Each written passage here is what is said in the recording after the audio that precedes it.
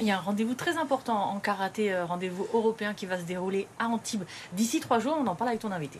Exactement. Moi, j'ai pas le meilleur accent anglais, mais je vais essayer de le prononcer. Donc, c'est les European WUKF Championship, les championnats d'Europe de karaté de votre fédération. Qu'on comprenne bien dans un premier temps, la WUKF, qu'est-ce que c'est? Alors, comme dans plusieurs disciplines sportives, vous pouvez avoir plusieurs fédérations mondiales. En l'occurrence, dans le karaté, bon, vous l'avez dans la boxe et dans d'autres disciplines. Dans le karaté, vous avez la WKF et la WUKF. La différence, c'est l'union. Nous sommes dans l'inclusion, en fait, et on essaye de faire participer un plus grand nombre de participants, donc d'athlètes. Il existe dans différents pays, en fait, le principe de la délégation sportive n'est pas uniquement le fait, en fait, des autres pays européens. Vous avez des fédérations délégataires qui sont agréées aussi, et donc nous permettons dans chaque pays avoir plusieurs fédérations. Voilà. Donc vous pouvez avoir plusieurs délégations italiennes, espagnoles qui pourraient participer. Donc on est vraiment dans l'inclusion. Et quand je dis qu'on est dans l'inclusion, on va chercher un petit peu plus loin, c'est-à-dire qu'on va avoir des enfants, mais vous allez avoir aussi des vétérans. Donc c'est quand même quelque chose d'assez spectaculaire. Et ensuite on a du kobudo et on a aussi du karaté inclusif, donc avec des personnes qui souffrent d'un handicap, mais auxquelles on permet justement de participer à cette manifestation.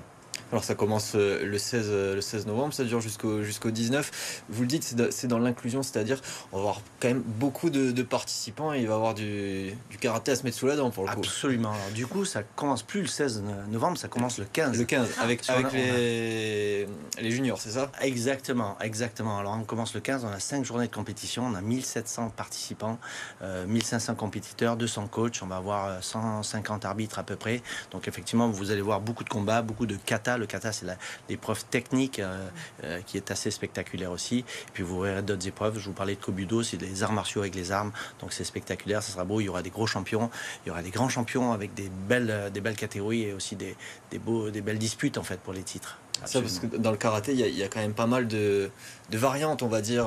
On peut voir des choses diverses. Hein. Tout à fait. Alors bon, il y a plusieurs styles, plusieurs écoles. Nous, on ouvre justement, on est inclusif, donc on ouvre à toutes ces disciplines, à toutes ces écoles, à tous ces styles, à toutes ces variantes. Et vous allez voir des beaux matchs, il y aura des beaux combats. Dès lors qu'on arrive sur les quarts de finale, les demi-finales et les finales, c'est du très très haut niveau en fait. C'est spectaculaire, ça va vite, il y a beaucoup de contrôle parce que la blessure est interdite en fait en karaté, il doit y avoir nécessairement un contrôle, donc il y a des actions qui sont très très rapides et c'est très joli à voir. Vous l'avez dit, beaucoup de participants. Comment on va faire, nous, en tant que spectateurs, pour s'y retrouver dans tout ça? Alors, il y aura des explications. On sera à l'Azur Arena. Vous parliez tout à l'heure des Sharks. On sera dans la salle, la belle salle d'Antibes. Donc, il y a un cube. Il y aura des explications avec des panneaux LED. Donc, on expliquera un petit peu tous les points, les scores qui sont marqués. Il y aura des commentaires qui seront faits par rapport à ça.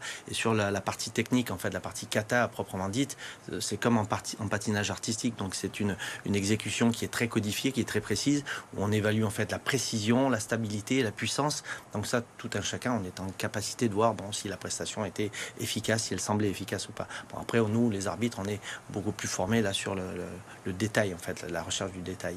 Mais ça sera une belle chose. C'est la 13e édition, si je ne me trompe pas, de ces championnats d'Europe. Pourquoi avoir choisi Antibes, l'Azur Arena? Alors, moi, je suis antibois déjà, je suis un azuréen convaincu, puisque j'étais président de cette ligue aussi.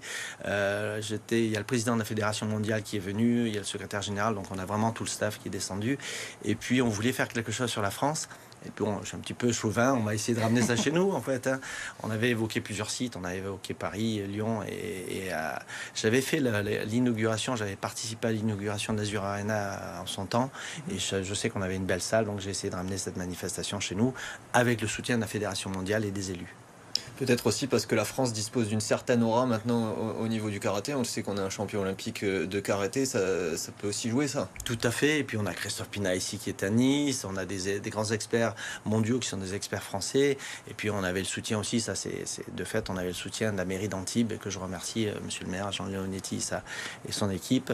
Donc on avait toutes les structures, on a une structure hôtelière, on a un aéroport pour accueillir toutes ces délégations qui sont en train d'arriver d'ailleurs, qui ont commencé à arriver samedi, dimanche, et qui arrivent encore aujourd'hui. On attend beaucoup de monde.